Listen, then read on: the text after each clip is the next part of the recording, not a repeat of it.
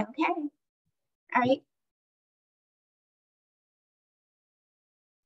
Hi, everyone. I'm Joy with National Hemophilia Foundation. I'm the Research Grants Coordinator, and I would like to welcome you to our National Research Journal Club. Today's speakers are presenting on aging matters for those aging with hemophilia.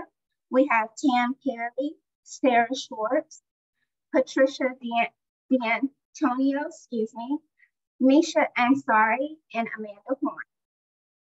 Ladies, would you like to introduce yourselves?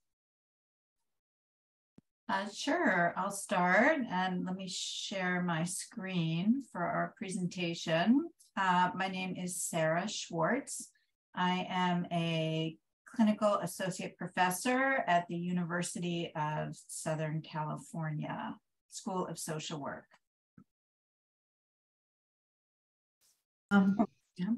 My name is Tam Perry. I'm a faculty member at Wayne State University in Detroit, Michigan. I have a couple different roles. I'm a social work faculty member. I'm the former president of our National Gerontological Social Work Organization. I also do a lot of outreach with older Detroiters on lots of behavioral health issues. And I'm happy to be here today. Trish? Hi, I'm Trish D'Antonio. I'll be leading the second part of our presentation today. I'm Vice President of Policy and Professional Affairs with the Gerontological Society of America, and I also serve as the Executive Director for the National Center to Reframe Aging. Misha? Hello, I'm Misha Ansari. I'm a student at Wayne State University. I'm a research assistant under Tam Perry, where I've been working on this project for 2 years now with her. My name's Amanda Horn, and I'm a doctoral candidate at Wayne State in the Department of Sociology. And I joined on to this project as a humanities clinic intern, and I continued on past the entire internship. Super. Well, it's nice to meet all of you ladies, and I will hand the mic over to Tam. Thank you. Okay, super. Well, we're gonna present we did a study that was funded by NHF. So we wanted to use the first part of our session to talk about the study. And the second part, we were going to kind of see how our study and things we're thinking about intersect with some of Trish D'Antonio's work at the Reframing Aging Center. I'm gonna turn it over to Sarah to start our presentation. Okay, well, thank you for being here today. Our presentation is titled Aging Matters for Those Aging with Hemophilia. And as Tam mentioned, the first part of this presentation will focus on research that I have been engaged with since 2016, and the remainder of the team have engaged with since 2019. Let me go. I'm sorry, I'm having trouble navigating this PowerPoint. No, that's fine. And then I think the second part is just to let people know the second part is called Reframing Aging, Harnessing the Power of Our Words, coming back after the first part. Okay. And with Trish, which we already introduced her. And then I think we're going back to our project. Okay, great. So here is a timeline for our project and how it all began and how we became involved with this topic. I sit on the board of the National AIDS Memorial in San Francisco. And prior to that, I sat on the board of the HIV Story Project. In 2016, we created a short film through our Surviving Voices storytelling project called The Hemophilia Community and AIDS. Some of you may have seen it. It was chapter 2 of our now almost 10 chapter Surviving Voices project. And so that came out in 2016. During that time, I had the good fortune of meeting Jeff Mulim, and we partnered together to do a pro bono research project looking at the intersection of HIV and hemophilia. Around that time, NHF, HFA, and the National AIDS Memorial gathered together to to brainstorm a way to create a space in the AIDS Memorial Grove in Golden Gate Park in San Francisco to create a living memorial for individuals from the hemophilia community, which was launched the following year.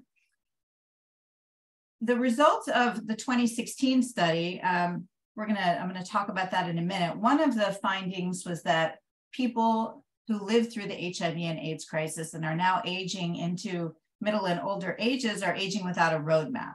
That was one of the primary themes from the 2016 study, where I built a team, including Tam Perry and Charles Kaplan at USC and Dana Francis and a long-term survivor, to apply for the NHF Innovative Investigator Award, specifically looking at this theme of aging. We collected data for this grant. Well, we received the grant and we collected data in 2021, which we will share a bit of today. And what we're doing in 2023 is trying to diversify our sample. So here's a little bit of background on the first study. Jeff and I interviewed approximately 35 people. 8 of those individuals were aging long-term survivors of hemophilia and concurrent HIV, and for most of them, hepatitis as well. 3 of the key themes were that this is the first cohort to age without a roadmap, that they felt that they were constantly having to educate their providers about how to help them manage their bleeds, particularly when you're aging and dealing with medical procedures like colonoscopies or dental work, having to make sure that your practitioners understand that there needs to be some treatment for these procedures. And then complex trauma was another theme that emerged from this study. Here's our 2019 NHF investigator team. Here were the research aims of this particular study. The first was to examine APWH, refers to aging persons with hemophilia, to examine the lived experiences of APWH and shifting time horizons. So specifically, we were looking at how people or individuals strategically select their activities and relationships to optimize their current functioning and their future functioning. We were also looking at how strategic compensations are managed for ongoing, current, and impending losses, and how the changing conceptions of time horizons have impacted this population. Our second aim for this project was to better understand the needs and enhance service delivery for this population. We wanted to explore the social, emotional, physical, and financial needs of aging persons with hemophilia and identify any barriers that they were experiencing to improve and manage functioning in these areas. We also wanted to facilitate the development of best practices for serving the bleeding disorder community, which we were hoping to do through our data collection. Our methodology for this study was non-probability sampling. We recruited people via flyer, social media, word of mouth, particularly Dana Francis at the UCSF, who's retired now, the UCSF HTC social worker, was instrumental in helping with our recruitment strategies. We collected data over Zoom because of COVID-19 pandemic. We had to access this technology, which actually worked very well. Interviews lasted approximately 1 to 2 hours. To analyze the data, the first thing we did was secondary analysis of the 2016 interviews. And then as a team, we engaged in thematic analysis to test our hypothesis and to see what emergent themes also popped up. Demographics from this study, and again, this is the data collected in 2020, 2021. 77% of our sample were 54 to 68 years of age. 80% were male. 76 identified as white. 52 identified themselves as having a severe bleeding disorder, and 60% were HIV negative.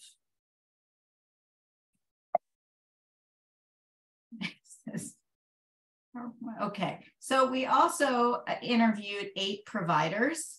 to learn from their perspectives of working with APWH.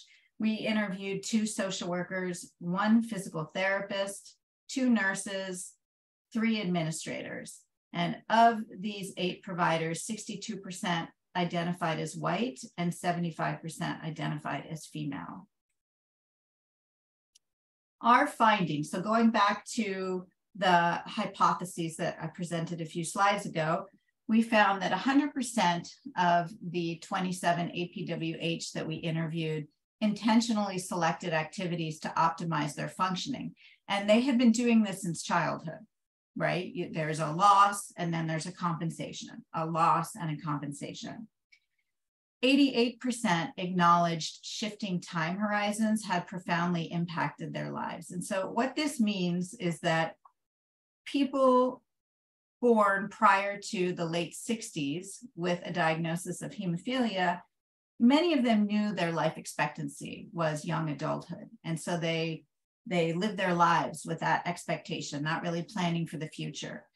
Then their time horizons or life expectancy expanded with the home-based treatment and treatment changes and in factor products expanded, and this community began to envision a future.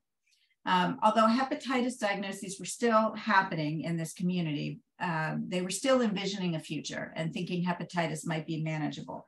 But when HIV entered, it contaminated the blood supply in the 80s, the time horizons contracted and life expectancy shrunk to a couple of years. For individuals who made it through that time, their time horizons expanded. So that's what we're speaking to when we talk about shifting time horizons. Another theme from the data was that the physical and emotional healthcare needs related to aging was very important, particularly the emotional healthcare needs. And this ties into 2 emergent themes that we hadn't anticipated. And one was complex trauma or complex emotional trauma with those shifting time horizons.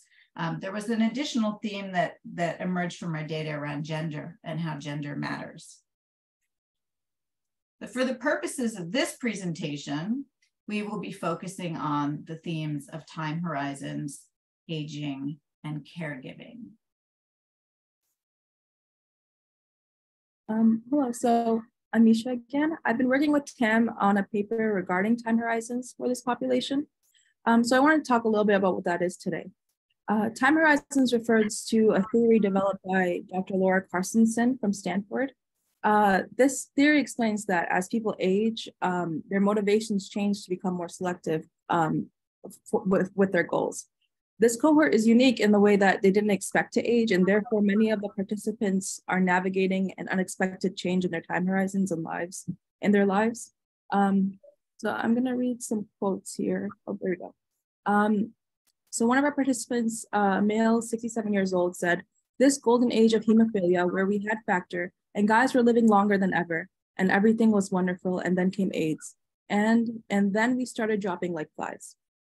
I've never really felt," another male, 74 years old, said, "I never really felt until now that I'm going to live very long. And I worry about that because I'm 74 now.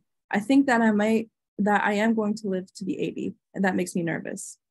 A nurse, a practitioner here said, "This is really the first chance that a lot of hemophiliacs have been able to age. I mean, yes, maybe people live to be in their 60s, but they didn't expect to be living until their 80s. They didn't expect to have this longevity. So there was little preparation." And so I'll hand over to Sarah to talk a little bit more about expansion and contractions of those. Okay, great. There are 3 quotes that we added here that really speak. I don't know why this presentation keeps canceling itself. But let me keep going. Let me go back.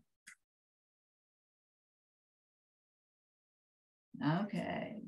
So these 3 quotes really speak to the expansion and contraction of the time horizons that we spoke to a few minutes ago. One male individual who was age 63 at the time of this interview. Oh my gosh. I think I'm just going to keep it like this.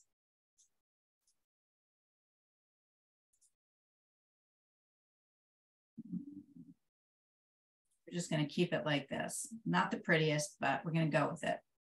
Go back one, Sarah, to slide 16. Okay. Perfect. So one individual, age 63, recalls, I didn't think that I would make it to 20. I was just quite reckless. I guess reckless is a good word. And then around 30, I started to think, well, you know, now we got factor and things are much more in control. And gee, you know, I might be around for a while. So yeah, I mean, I definitely modulated my attitude around age 30. And there were other individuals who acknowledged that this point in their life, they thought, okay, well, I think I'm going to make it. I got to like make some plans. Another individual who's 73 recalls that when the lyophilized factor 8 came out, I started to really feel great, except it became 1984 and I'm sitting in a doctor's office and I pick up Time magazine and there's like a 25-page article about all of these hemophiliacs dying of AIDS. It was quite upsetting. Then another gentleman, the same generation, age 74, recalled that on a day-to-day basis, I expected to live for a few more days.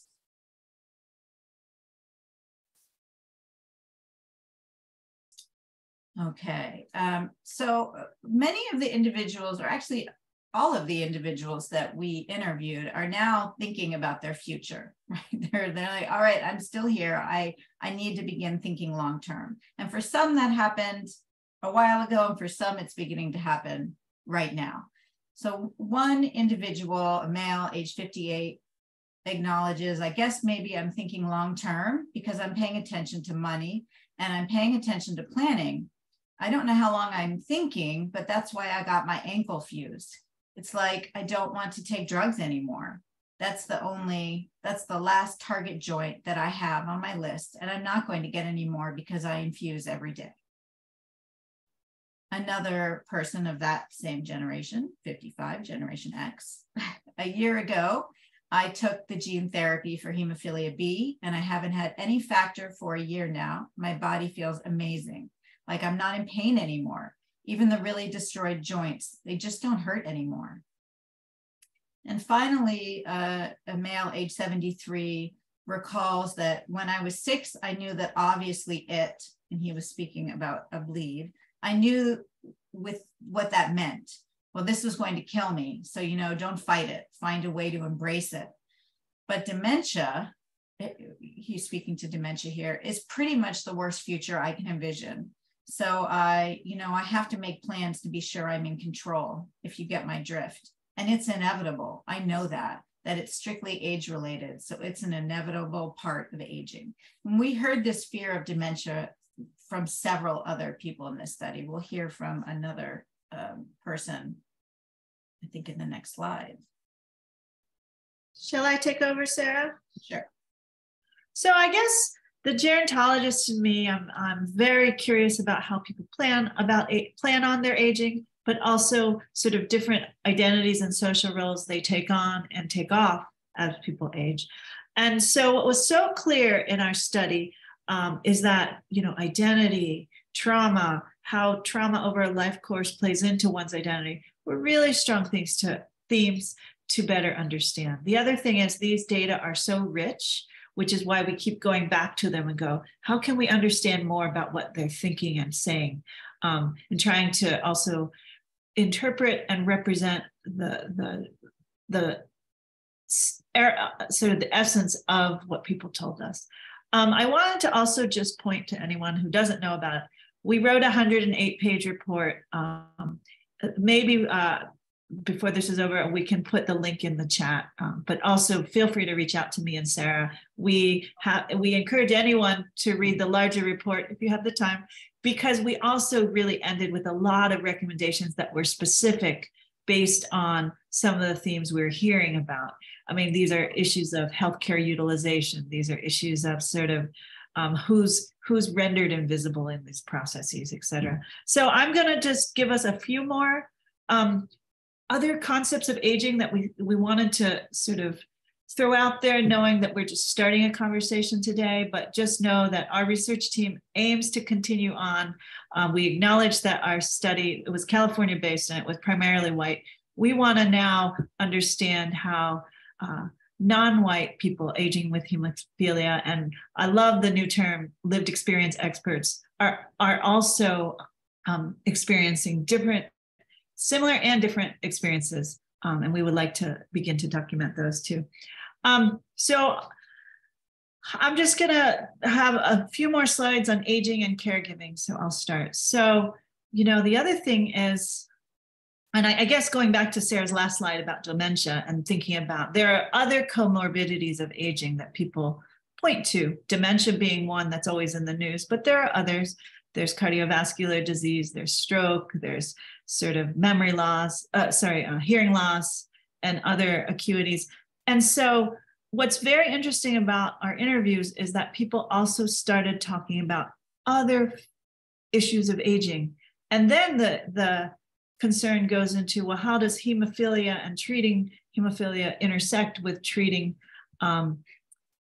other diseases, and do specialists even understand how this intersection would work medically, biologically, and also emotionally and socially. So this 64-year-old man says, I'm in pain 24/7. The older I get, the harder it's getting.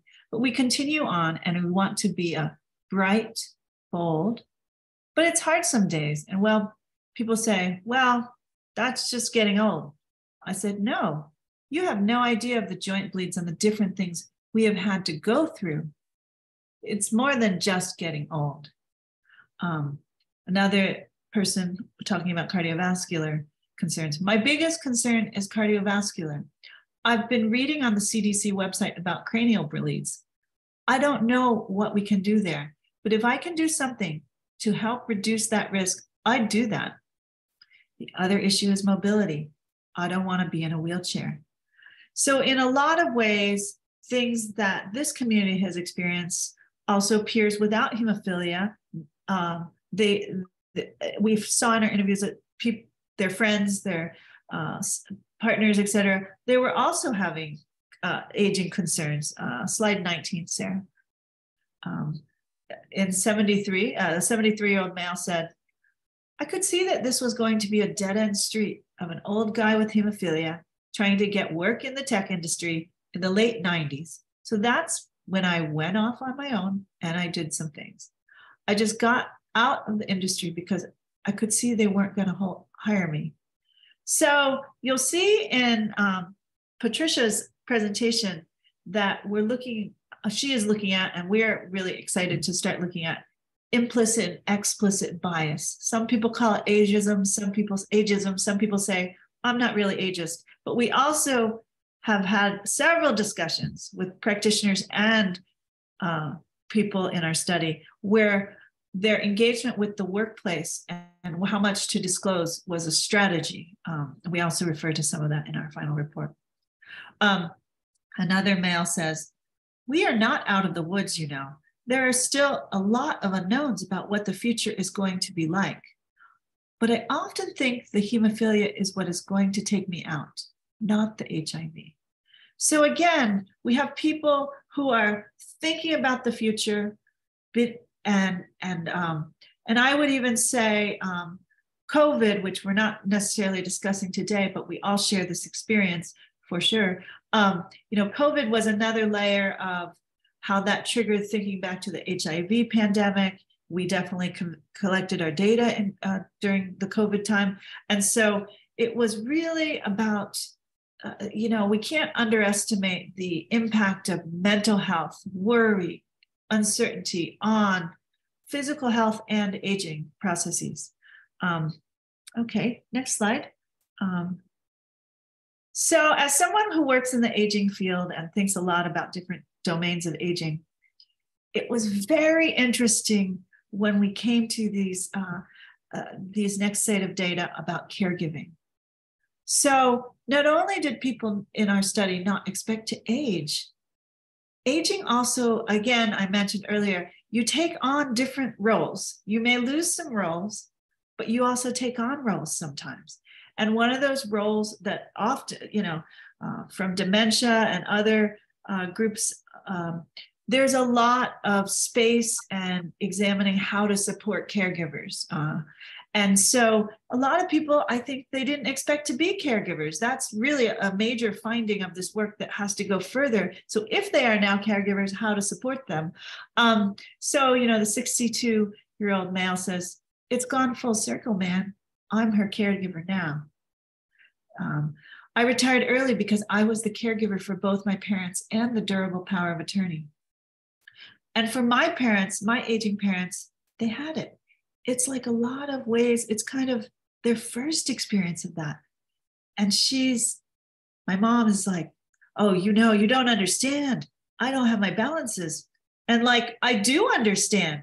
Keep moving. So it's also interesting that as people became caregivers, they're relying on and drawing upon their own experience with a chronic disease. And it is interesting that a lot of people who cared for them, now they're being the caregivers. And that's just a flip in social roles. Here's the last quote on this. And then my wife at the time came down with a very serious case of breast cancer. And she wasn't expecting that. So now there's kind of a split. And originally I was going to die and she would be left to raise the kid. And then all of a sudden she's going to die and I would be left to raise the kid. So we point this big issue of caregiving to sort of be a transformative moment in these families' networks of who's the care recipient, who's the care provider, and how this is really upended. Last slide for me, 21. So then there's still people who we talk to have serious health needs too. So then questions came up of who will care for me? People who decided not to have kids or not to get married for different reasons. People who've lost loved ones. So this who will care for me was definitely an important theme. So this female says, I think about who's going to take care of me because I don't have kids. So I think about my niece or whatever. The 73-year-old man says, I have this total obsession with dementia. It's like, out of all the things that scare me, okay, after all this other stuff, it's like, oh my God, just don't let me get dementia, So that's like my, if I get killed because I have an aneurysm in my head or something, okay, I expect that. That's not worrisome to me. But what would totally drive me crazy would be being in this condition and being demented and not being able to take care of myself on my own, that has me, worried. And then, of course, we talked to 8 practitioners and they had different perspectives. And I'm hoping some people on this call will also offer our perspectives later in the session. So this social worker said, a lot of our men who are older, they didn't get married, maybe because they have HIV, because of something that happened, or they have Hep C, they don't want to pass it on. And so they kind of live alone, not huge families. And so one of my concerns is that you're out there by yourself. If something happened to you, who would know? So there's also there's what people call informal caregivers, which are usually family and peers, friends, neighbors. And there's what are our professional obligations to people? And there's a lot out there on aging and living alone and risk factors in general. And certainly it was highlighted during the COVID pandemic, even more so. So now I'm going to turn it over. Well, I don't think I'm turning it over. Now I remember.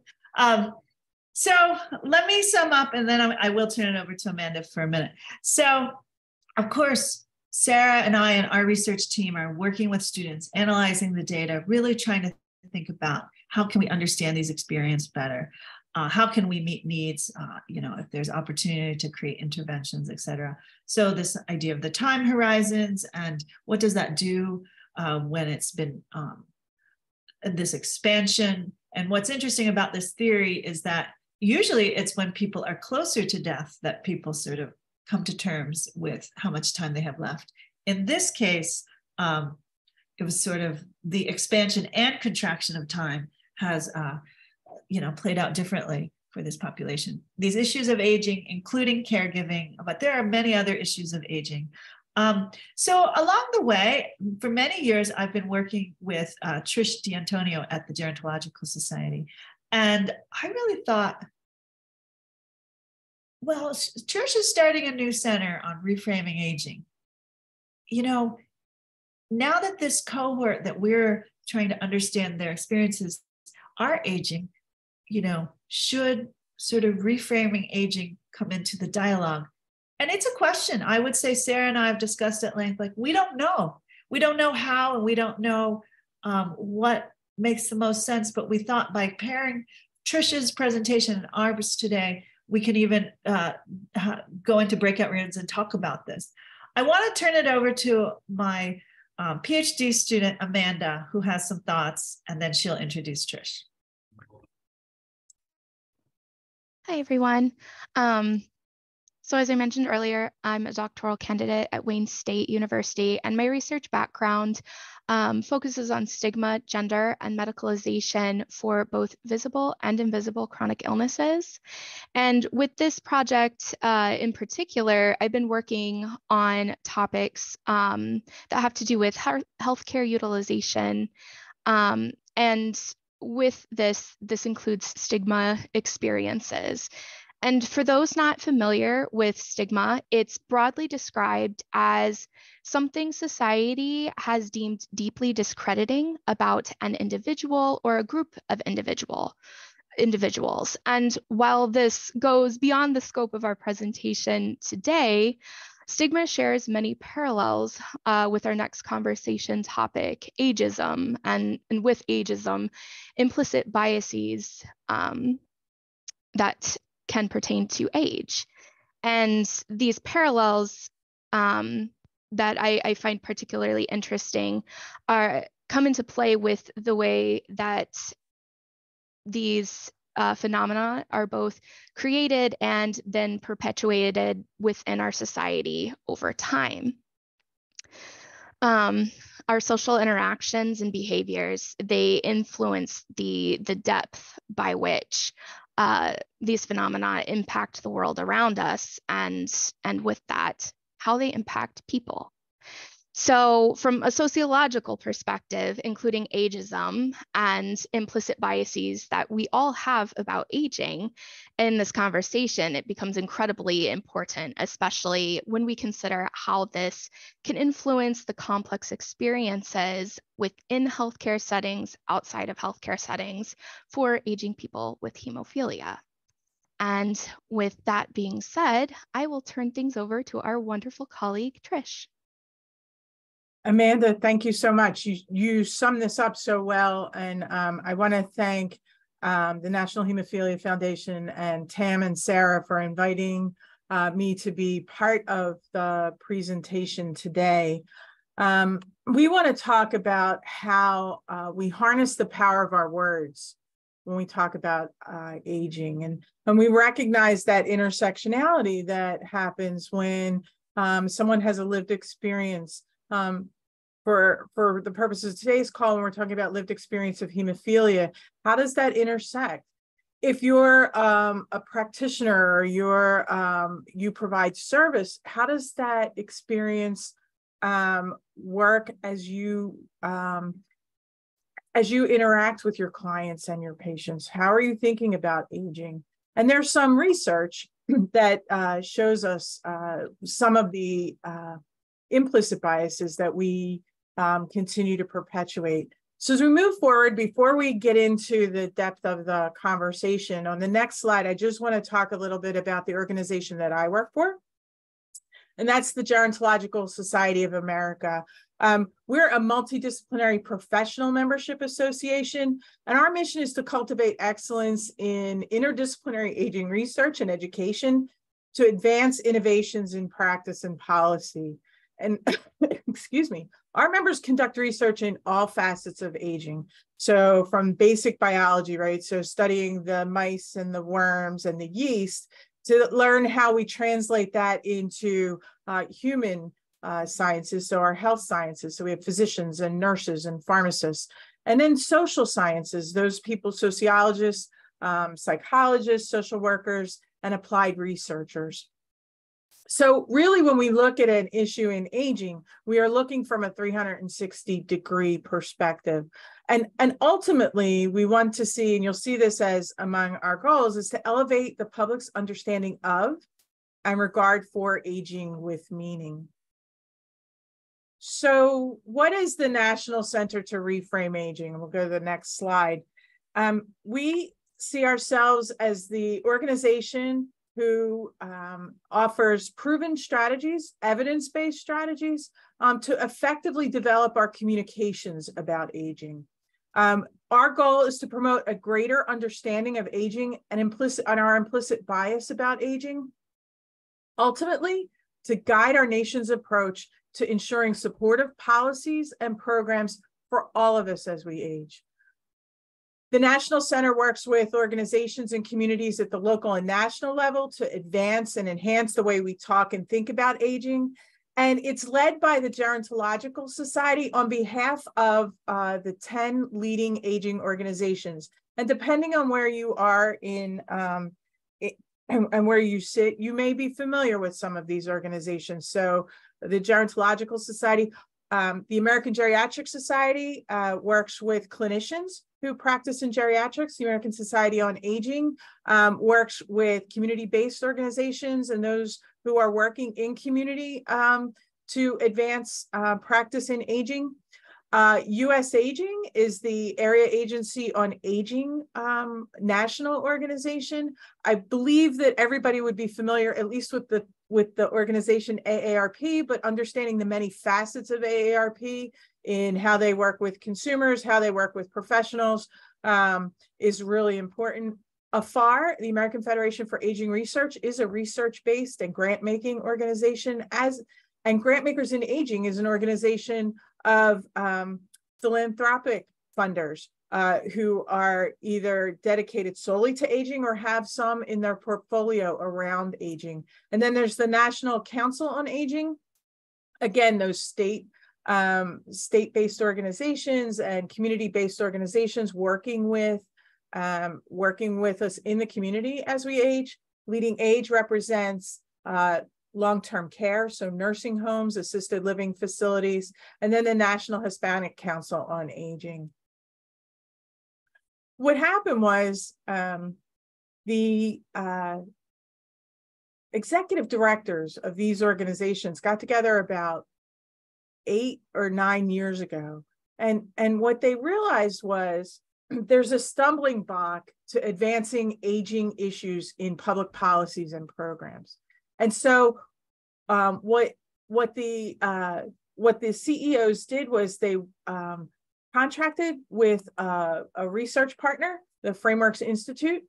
And this organization is devoted to conducting the research and helping us figure out how to communicate social issues so that we can advance those practices and those policies. And so the Frameworks Institute has done work on early childhood development, nutrition, working in areas to get us all to understand culture change as well as aging. So they have an across the board approach in their research.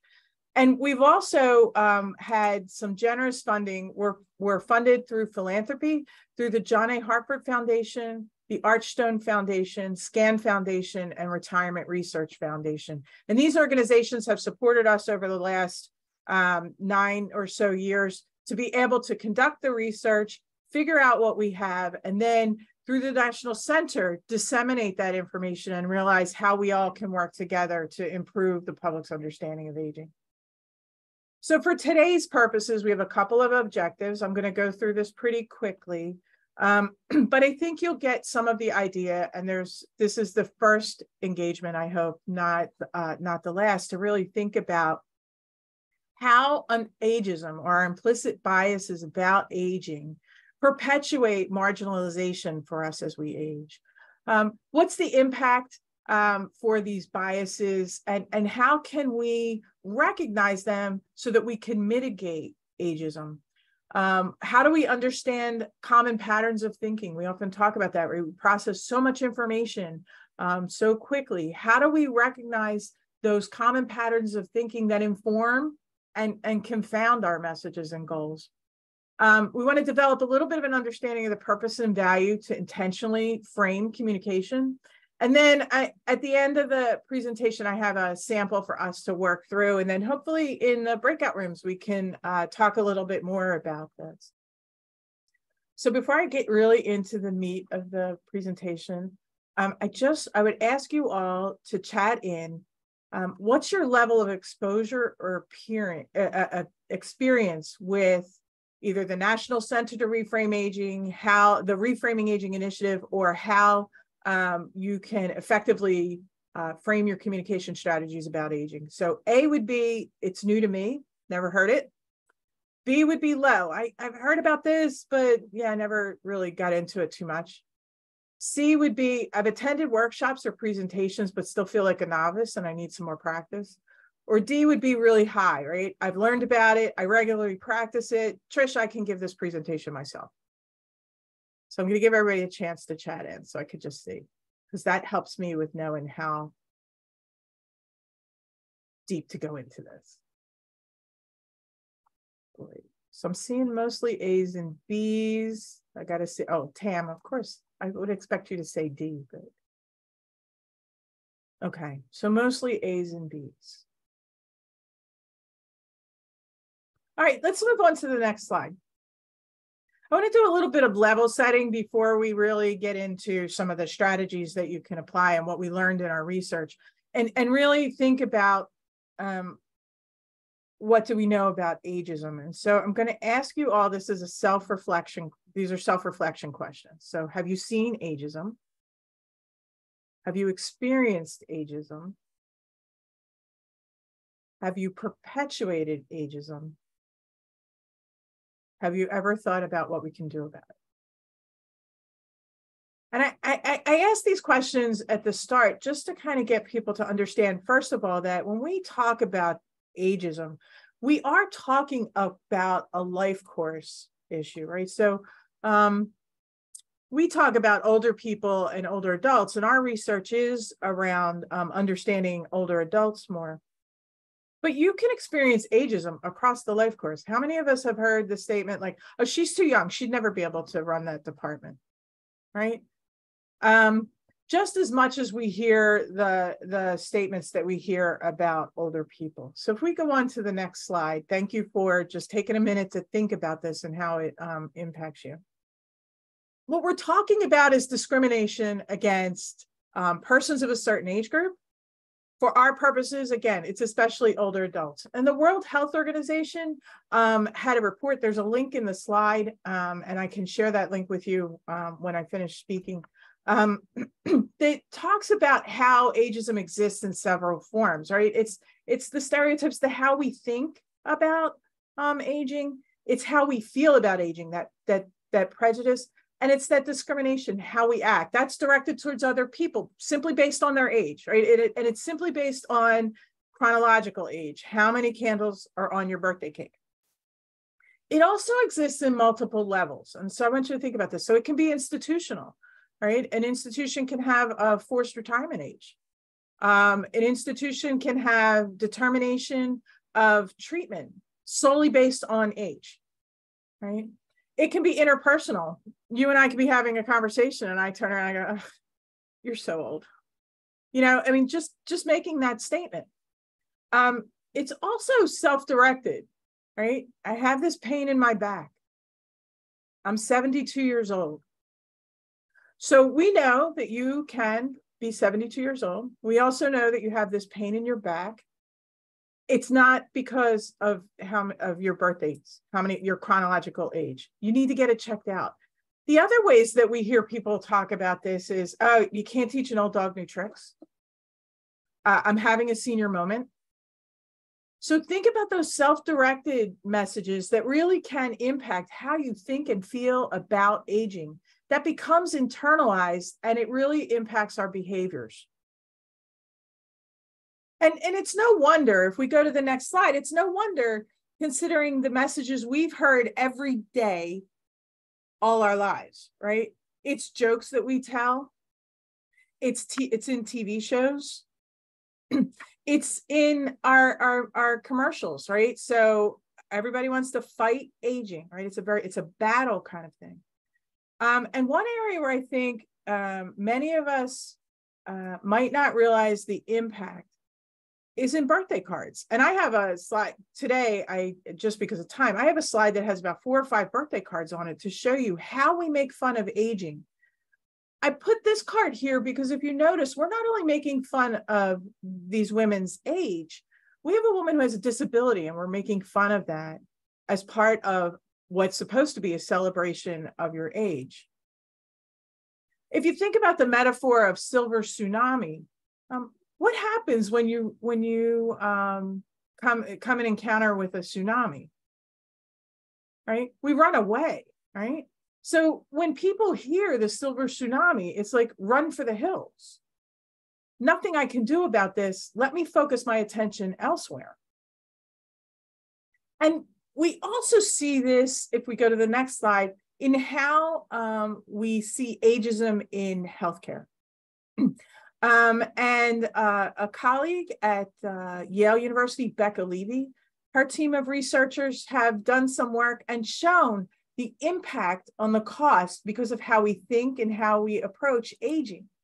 Now, some of that is from a perspective of individual or internalized ageism, what happens to self, right? Some of that is structural ageism, what's built into our systems. And so there was this first systematic review to include both structural and individual level studies.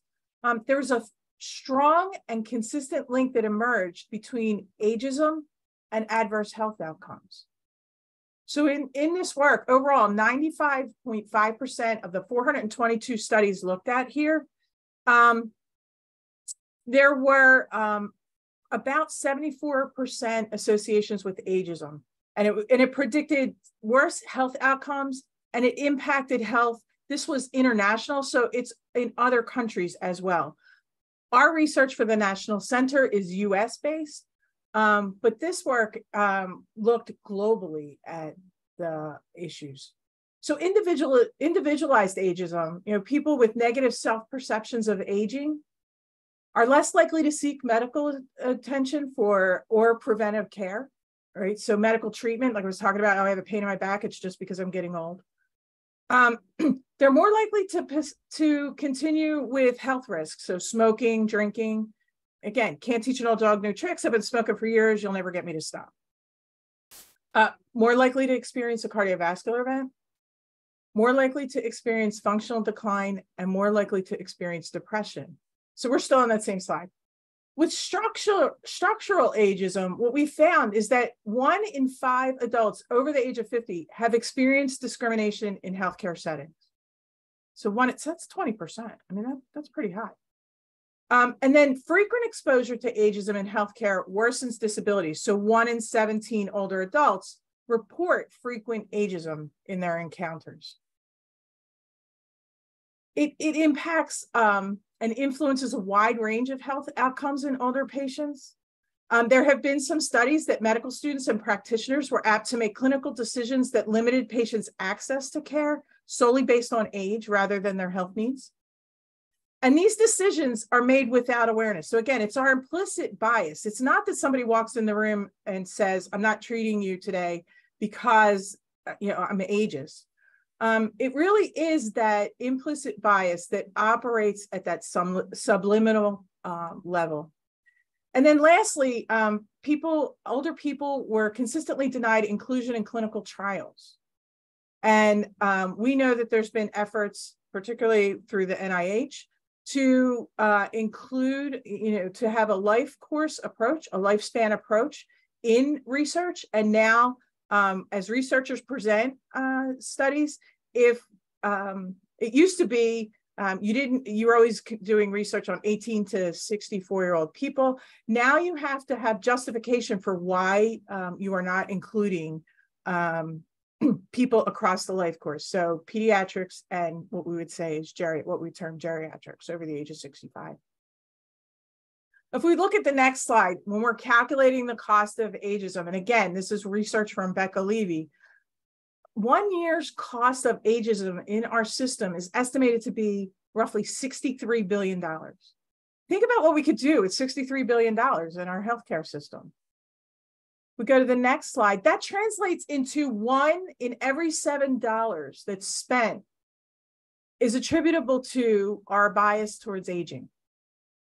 Again, 1 in every $7 that we spend.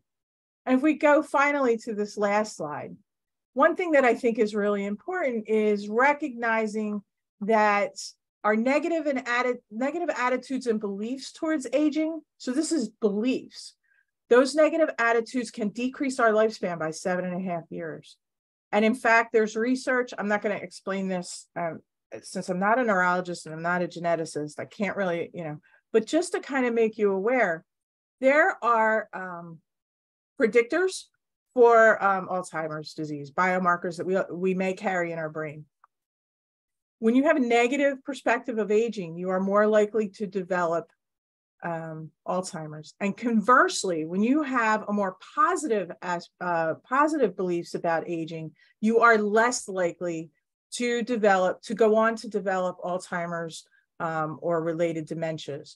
And that's a really interesting piece that we know many are continuing to study, because if you carry the biomarker, why you develop or do not develop it, this is not based solely on physical factors that we would have expected, right? So here's just solely your belief about aging. And, we know that more than that the financial costs, it's not only the financial cost, but there's human costs, right? More than 17 million cases of costly health conditions are attributable to ageism.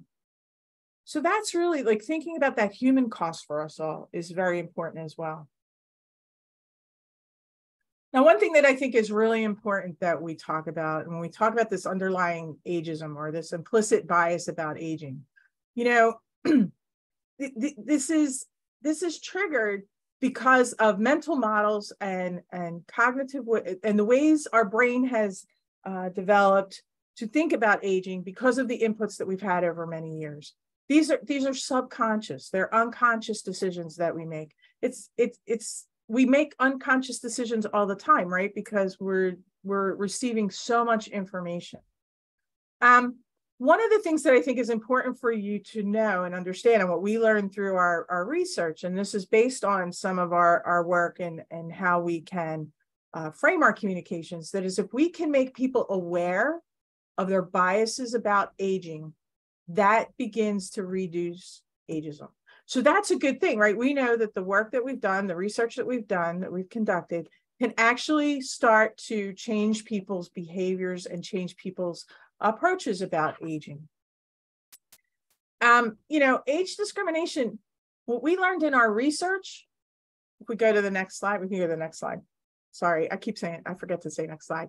That when we went out and conducted interviews, what we learned is that ageism is not recognized as a problem by the public. It's not even considered, right? So it's not considered a policy issue. It's considered less serious. And it's actually seen as impossible to address. And those are concerning, right? So that's what led us to try and develop what is that communication strategy that we need to be able to improve for the public to understand aging much more. And if we go to the next slide, I talked a little bit about that power of positive thinking. Becca Levy has a book that she just published last year. I am not associated and I do not receive any funds for people who choose to purchase the book, but I do want to share with you, this is written on a level for us all to understand. And it's called Breaking the Age Code. And she shares her research, she shares her experiences, and shares really the importance of that positive belief about aging and how it has a positive impact on our health. It reduces stress. It protects us against dementia, as I talked earlier, and it increases our longevity, right? That's 7.5 years compared to those with negative self-perceptions. So why does framing matter? Right? Why do we frame? And let's go to the next slide, because I would say to you, we all frame, right? So my husband and I are starting to talk now about where we're going to go on vacation this year. And I want to get, I want to frame my message so that we go to the beach. So I'm going to emphasize certain things in the conversation. I'm going to explain why it's important.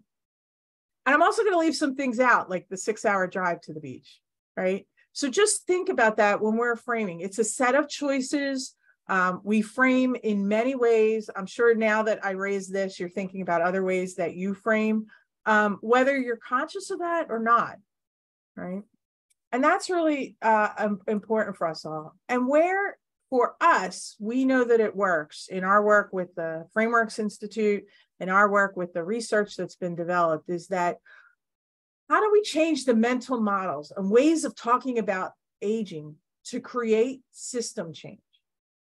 And we know that when a frame works, knowledge about aging increases, attitudes towards actions and solutions improve, and then we start to see policy support for programs, and we start to see funding grow. And that's ultimately our goal here, is we want to see policy changes. We want to see practice changes in how we approach aging.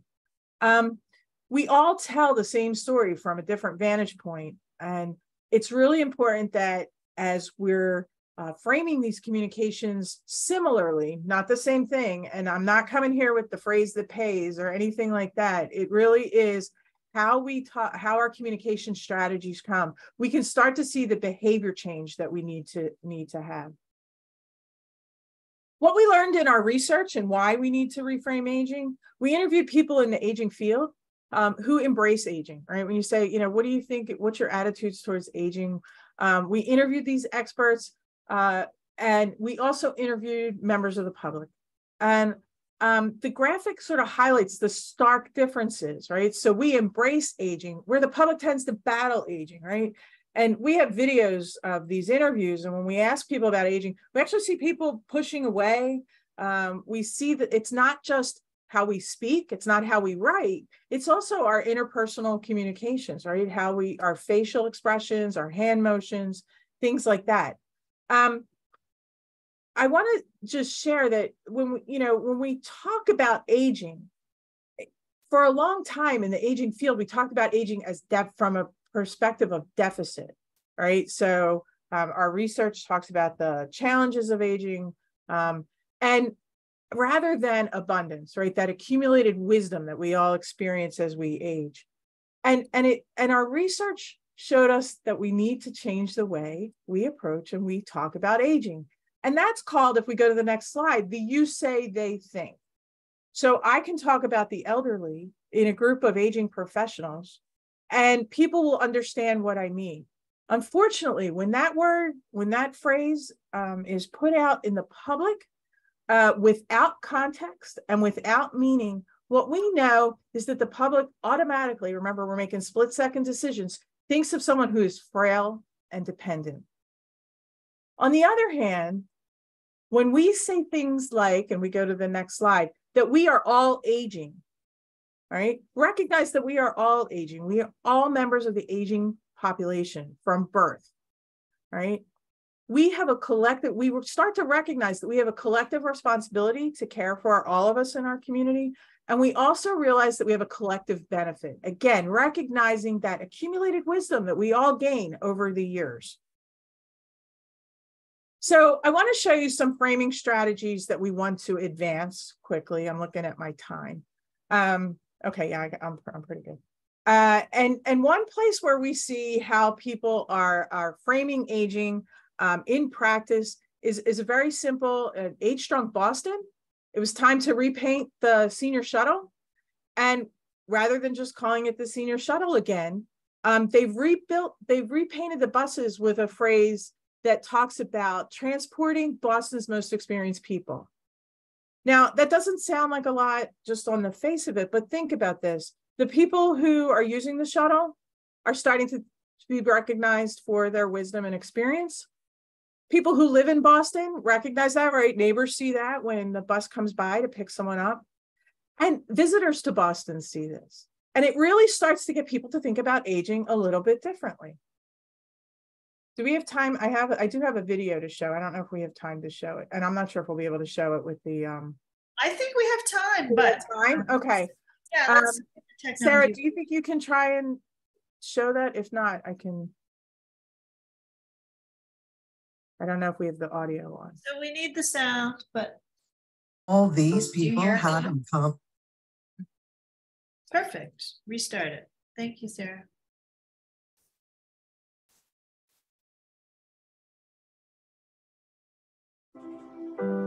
What do all these people have in common? Every day, they're doing something that we're all doing too, getting older. Aging is a universal, shared experience, but the way we talk about it can diminish and harm older people, even when we don't mean to. It's phrases that casually equate being older with being less valuable. It's imagery that too often portrays older people as needy or isolated. There's a better way to communicate about aging. We can stop othering older people by talking about us instead of them. A them statement segregates and blames. For example, older adults are a challenge for our healthcare system. They make a lot of demands on a system that is not prepared to care for them. An us statement is inclusive and helps all of us see ourselves in the issue and in the solution. For example, we need a healthcare system that is built to help all of us live well as we age. When choosing photos, images of diverse older people interacting with others send a more inclusive message. When we shift from them to us, we promote a more realistic, inclusive view of aging, reduce bias, and build support for policies and programs that can help all of us at every age. The Reframing Aging Initiative provides free evidence-based tools to help us get there. Learn more at reframingaging.org.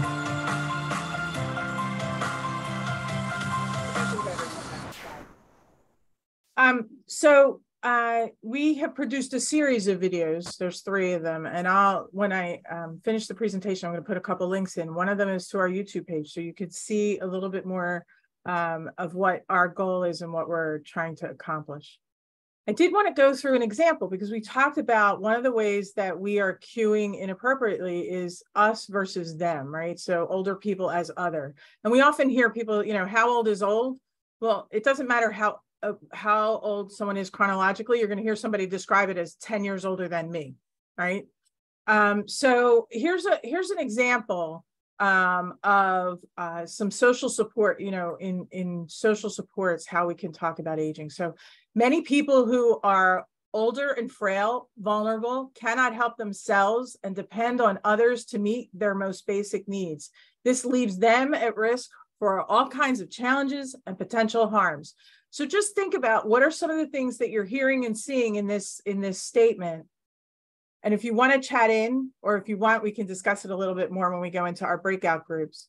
If we go to the next slide, we can think of a way to reframe this, right? So when we talk about all of us and that collective benefit, when community bonds are weak, older people who are frail are more at risk of experiencing harm. We need to build solid connections and strengthen our social structure to better support older people, families, caregivers, and our entire community. So see how we try to embrace that the entire community is impacted, right? And when we talk about older people, when we talk about that vulnerability, it's not older people who are vulnerable, it's older people who are vulnerable to an issue or to a disease state.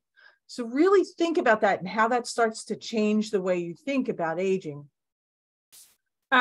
I could talk, in fact, we often do more in-depth training, more in-depth learning about what are the traps to avoid and what are the strategies to advance as we talk about aging.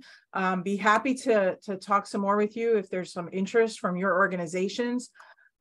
What our goal is to really build the network, the ecosystem, and if we go to the next slide, build that ecosystem of people who are improving communications about aging so that we can really start to make change and hear change and see change in our society about our approach to aging.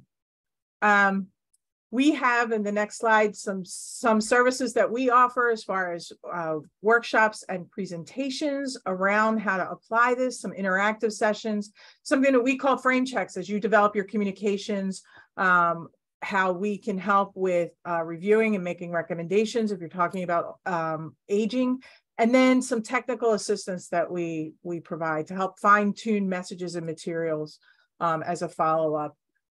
We have other resources and tools in the next slide that support good framing that include a quick start guide. You know, how do I get started? There's some quick recommendations, a best practices guide that's a little bit more explanatory for why the quick start guide works. We have a newsletter that comes out electronically every other month called the Caravan, because we're inviting everybody to be part of this movement. Jump on the Caravan with us. And then I mentioned the videos.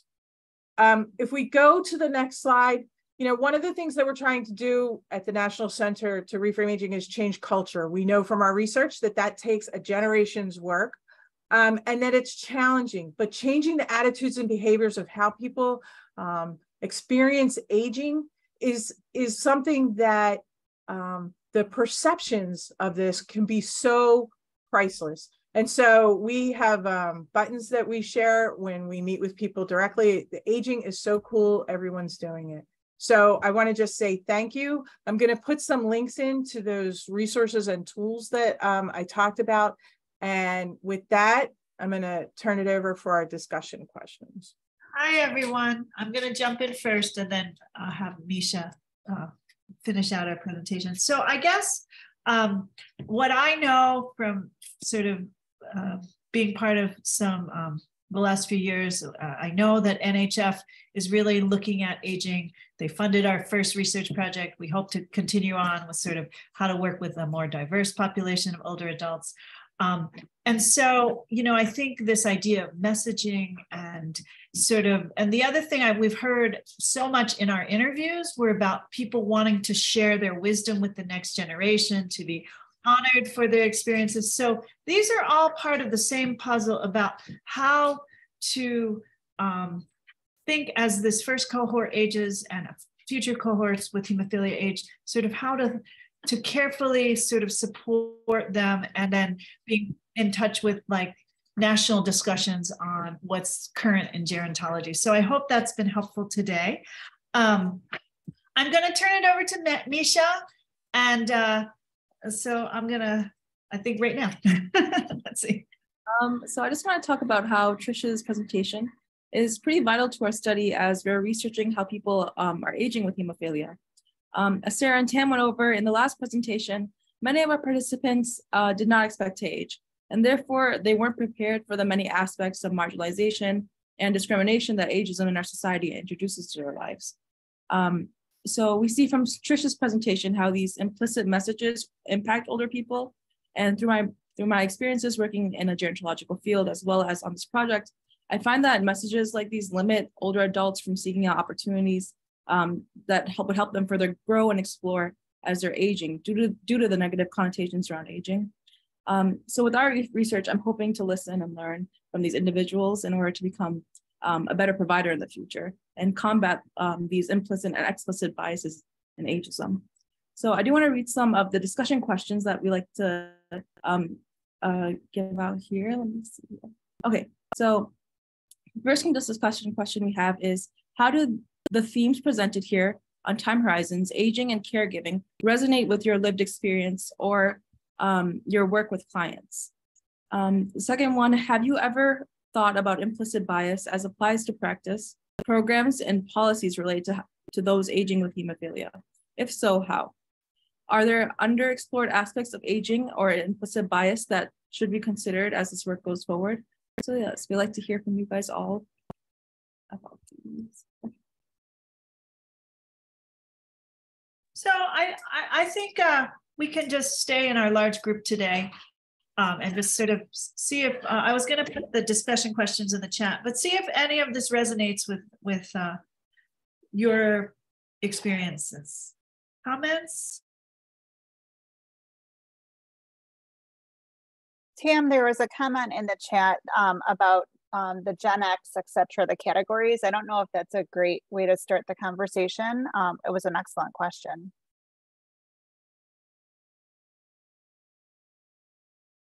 Trish, I'm going to let you field that question. So thanks. I did mention great points in the chat, and I'm glad that we're able to have this discussion. A couple months ago, we put out a survey in the field of our readers of Caravan about how we talk about age groups, and just kind of, we don't recognize the diversity in any of these age groups when we say things like, oh, those millennials and their avocado toast, right? Again, here the they, their, them, the othering. The same as we don't recognize when we segment people just as, the older population. Often I'm asking people to define that more, right? Are you talking about, in some cases, if we were talking about Older Americans Act work, that's funded at age 60 and older. Well, when we're talking 60 and older, that's a 40 to 45 age gap or span, right? Because we know that we're increasing our longevity. Now, how could we think that putting people in a 65 and older or 60 and older group is really going to recognize our diversity as we age, right?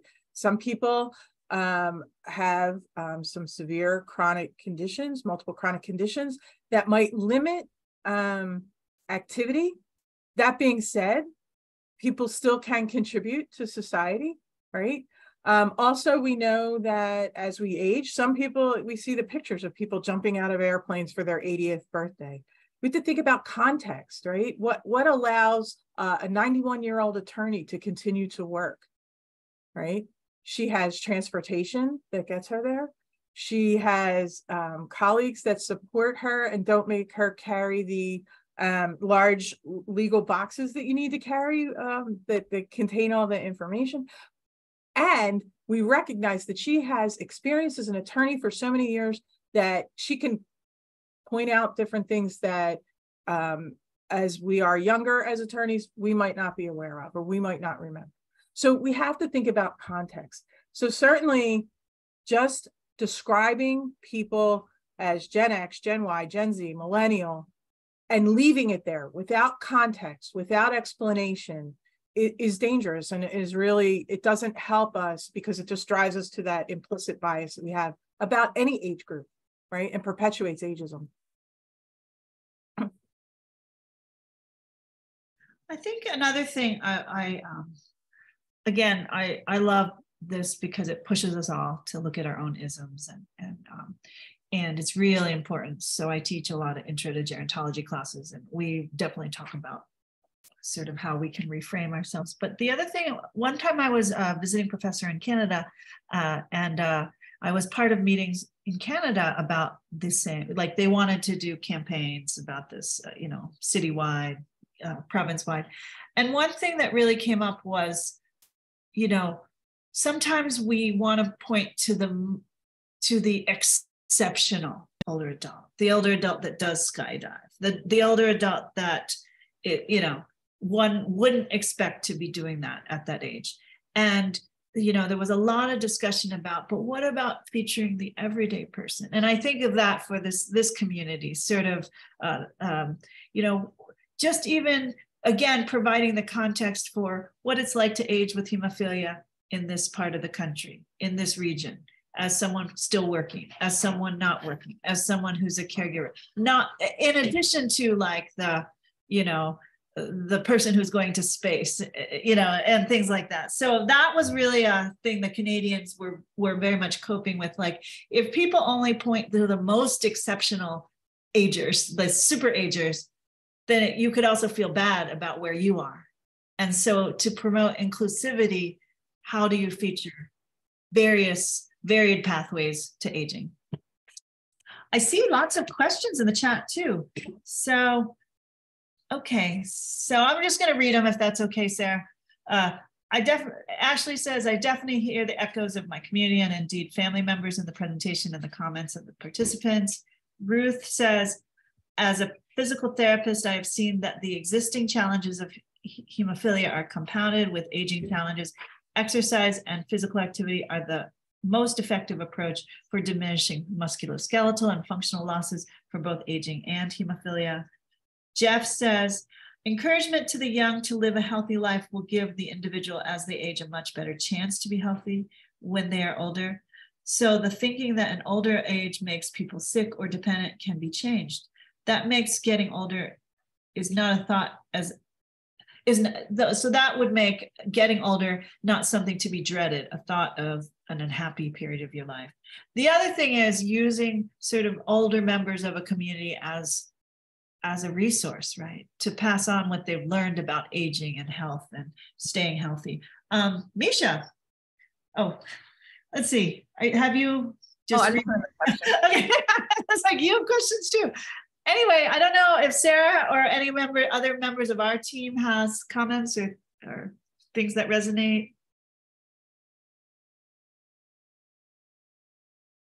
Is Ruth still here? Ruth, I'd be curious to hear more about your experiences as a physical therapist working with this community.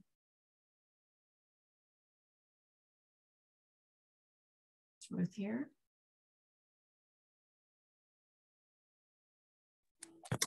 Hi, this is Ruth. Hi, I'm just thinking about your comment in the chat and what your experiences are with aging physically and even emotionally. We did interview 2 physical therapists, I think, who talked about connecting with people aging with hemophilia kind of emotionally and helping physically navigate aging challenges. Yes, well, it's, hemophilia itself is a huge challenge. Our aging people with bleeding disorders have much more musculoskeletal damage just because over a lifetime, and for many of them, a lifetime without factor, their joints and musculoskeletal conditions are very difficult, to say the least. Sometimes it's hard to decide, is this simply aging? Is this osteoarthritis? Is this a function of diabetes? Is this, the many multiple diagnostic possibilities with aging, or is it hemophilia? And a lot of the folks I've worked with have their neck hurts, so they take factor and trying to explain it's osteoarthritis, it's age related. Factor is not going to help in this situation. So there are just many challenges, and the problem of having been limited and less physically active over time just is a huge complication for aging for all of us. So it's a challenge, and staying functional and reducing pain are the things that I have found that are the most important for these folks who've been through so much already. So in a way, Ruth and others, the kind of, if Sarah and Jeff's first study was sort of, there isn't a roadmap for aging. Now that we know there are things out there that people can be given as roadmaps, yes. Right? Like it's and so in a way, Trisha's talk today was a very specific thing, how we're talking about aging. Are we reinforcing notions of dread and inadequacy, et cetera? Is there a way that can be reframed for all of us? And then also sort of what messaging about sort of with limitations, here are still ways you can think about ways to be healthier. I ran a center in Detroit called the Healthier Black Elders Center. I'm the community outreach person for that. And the reason we named it Healthier Black Elder Center versus Healthy Black Elder Center is because we felt like we wanted the message to say everyone can work towards being healthier. And I think if we sort of start thinking about messaging, as more and more people are aging with hemophilia, like this will be really important. And Tam, if I could add, one of the things that we think is really important what are the systemic supports that need to be provided to get to change. So certainly we have individual responsibilities. This all shouldn't be we want to avoid putting it all on an individual, right? I mean, we want to be able to say, what are systemic issues? If there's no sidewalks in a neighborhood, how does that impact people walking, right? If there are no playgrounds, how does that encourage that physical activity, right? So those type of systemic solutions are important as well for how we think about aging and the importance of those solutions that can get us there and get us to understand that. And going back to whether I rated myself a C or a D, I do appreciate that you thought I might be a D, although I was like, whoa. When I think of like the big takeaways from this reframing aging work, and I've been following the movement for a while. I think about this individual versus structural blame, two components. So yes, we need structural solutions for sure, but there's a way, regardless of who you are, people really hold you responsible for how you're aging. And, oh, you should have planned. You should have planned for your health. You should have planned financially. You should have planned. And so it's so interesting. And hopefully our examples with the data show that people didn't expect to plan. They didn't think they would. And then they are aging. And so in a lot of ways, maybe there's we have to start thinking about, but the next generation might be more subject to blame, right? But then again, the way to reframe aging, as I understand it, Trish, is to say, a lot of this, most people can't do on their own. And that in other places in the world and in other communities, people say, how can it be both an individual, so you have agency but also intersected with structural solutions that benefit everyone. And even arguably many structural solutions that benefit people of all ages, not just when you're older, but of all ages. So I think there's so much to continue to explore. I think we can take like one or two last comments. I have something I'd like to talk about. So Jeff, I don't think that you were able to log in for the first part of our presentation where I presented a little bit about our data that we collected together in 2016. But one of the themes that came out was caregiving and becoming a caregiver and receiving care. And this is something that you and I have spoken about recently. So I'd be curious to hear your thoughts on aging as your needs are increasing and navigating receiving care. So I was born in 1955, and at that time, the only way to stop bleeding was plasma. That plasma was used in World War II when people got shot and they wanted to stop the bleeding. So for the first 10 years before the factor VIII was available, my joints took a direct hit, ankles, knees, so on and so on. So for me, aging has been difficult because those joints, those muscles, as I get older, are, less, you lose range of motion, they become more painful, and you have to be ultra careful and not falling and things like that. So it's definitely a big challenge. And I think, Jeff, the last thing you said about being careful and hesitant, about falls, there's also the piece that we learned in COVID, but that many people noted already, which is this the impact of social isolation. So when you're trying to be careful for your physical health, there's ways that inactivity or less social connections can also really be challenging.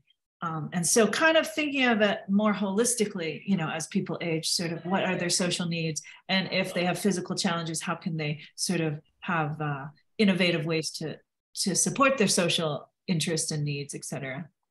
No, that's definitely true, because one way of protecting yourself is just to stay home and not go out. And the other thing is, you become very hyper vigilant about ways of protecting yourself, and that gets very tiring and very old, as the years go by.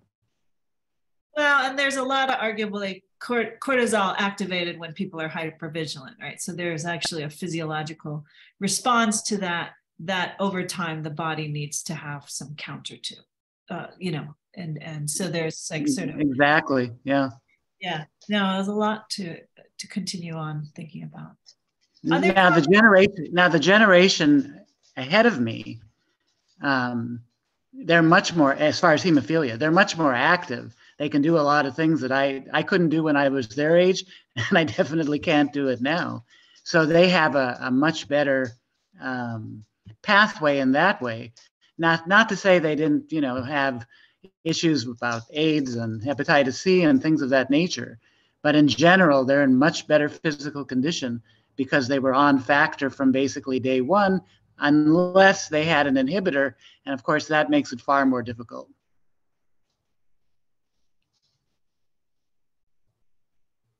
Yeah, and then that goes to what we were talking about, context or individuality of the lived experience, right? There are lots of factors, including factor, that made everyone's individual trajectory different, depending on if your family embraced or hid, embraced others and joined community, the hemophilia community. We hear that in our interviews a lot. Some people really were like, we'll handle this. We had people in our study who decided they would not work formally because of sort of risk in the workplace. So they did other employment pathways or didn't work, and then the whole thing, whether people partnered or didn't partner, had children. So there are all these individual, they felt like decisions for some, they felt like non-choices for others, and things their parents made decisions about, et cetera. So I think this work is so rich because as we've spent time doing these interviews, and we'll continue on, some people spend a lot of time talking about their childhood. And so, that's where you then have to start with sort of understanding how they're aging, because we're all aging from the day we were born, their experiences and who was along. So a key gerontological theory is called the social convoy model. And it's sort of who is along the journey with you as you age. And that we all have that is configured differently for all of us. So yeah. And I was mentioning to Sarah, I think yesterday, that with hemophilia, for especially my generation, but even the younger ones, it's re-traumatization all the time, because you can have a bleed, take care of it. A few days later, you may have another bleed. Now, of course, there's more prophylactic treatment, so that's getting better. But in my generation, we didn't have that. So you were consistently traumatized. You'd get over one problem, start another problem, and it would go back and forth, and that really, takes your, your mental strength. It really saps it. And physical strength, because I think, like people who are living with chronic pain, that has a mental toll, but also has sort of how much energy you can possibly exert when people are living with chronic pain and other challenges, et cetera. Yeah, what does Ruth say? Because of factor availability to younger PWBD, people with bleeding disorders, I guess, it seems that there are two very different populations with bleeding disorders. Therefore, I feel that the guidelines and management strategies for each age group are very different. So I will say, if you look at our 108-page report, at the back of it, we have, after all of our sort of looking at our interviews, ideas about aging for the current cohort and ideas or suggestions for the future cohorts, because we see this stark difference and experience, options, medical options, social options, et cetera. So I point everyone to the report, but also we ourselves are thinking this initial cohort, what Dana Francis always calls this pioneering cohort, they've had different histories and different challenges. But again, as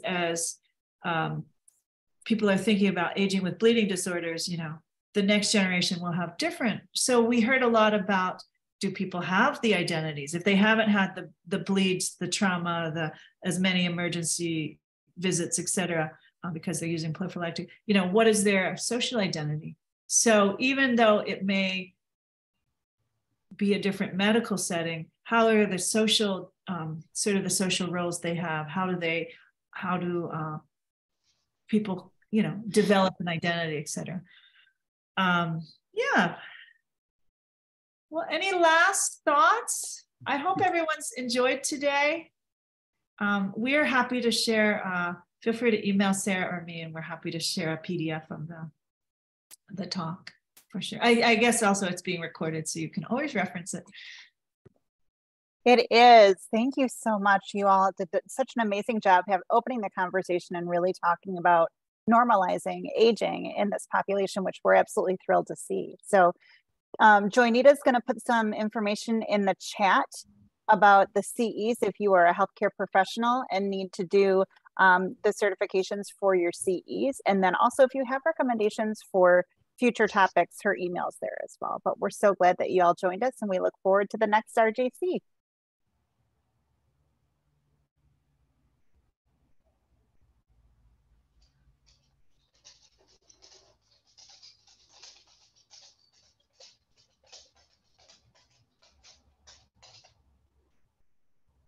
Okay, Joy, did you stop recording? I think we